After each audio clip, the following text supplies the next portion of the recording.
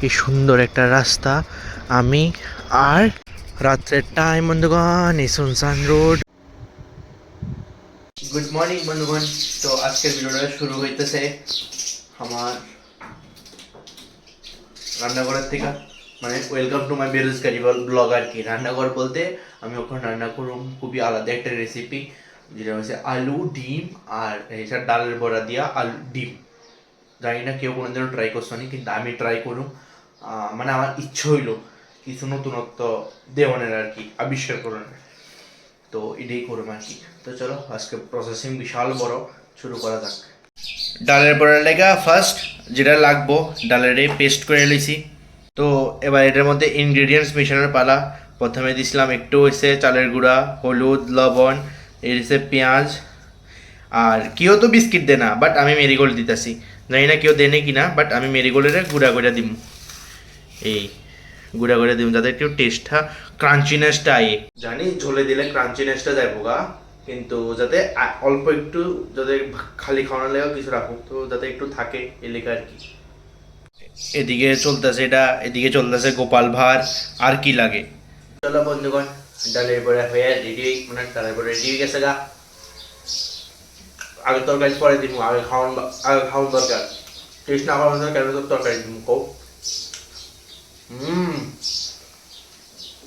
নিজের উপর বিষয় আছে, কিছু তো ভালো হইব তো আমার কথা।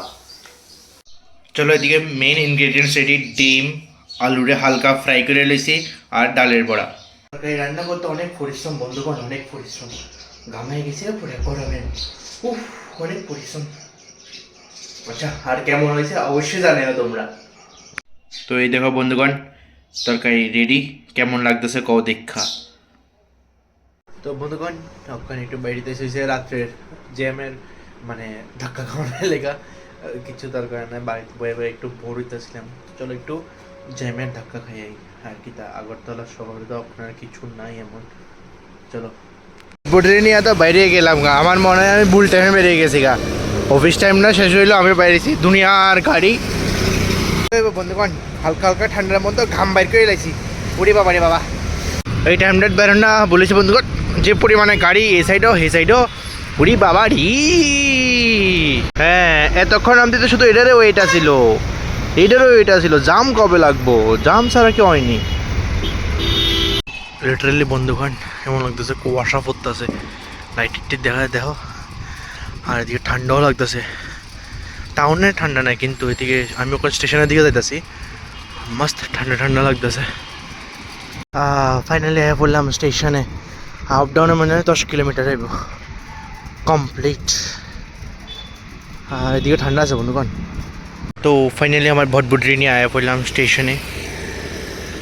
থ্যাংক ইউ ভটভটি, তুই আমার এত সাথ দেওয়ানোর লেগা।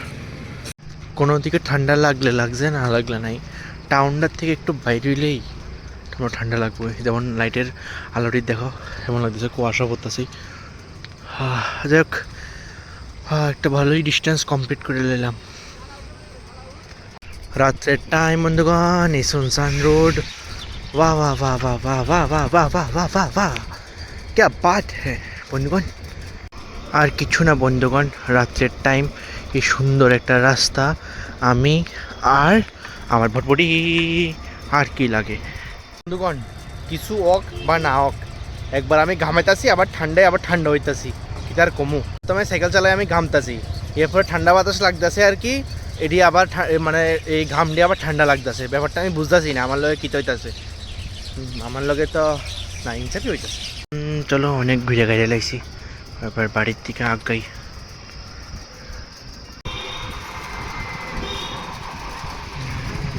বন্ধুগণ, ফাইনালি বললাম বাড়িতে। তো যাই হোক, আজকে দিনটা ভালো হয়ে গেল।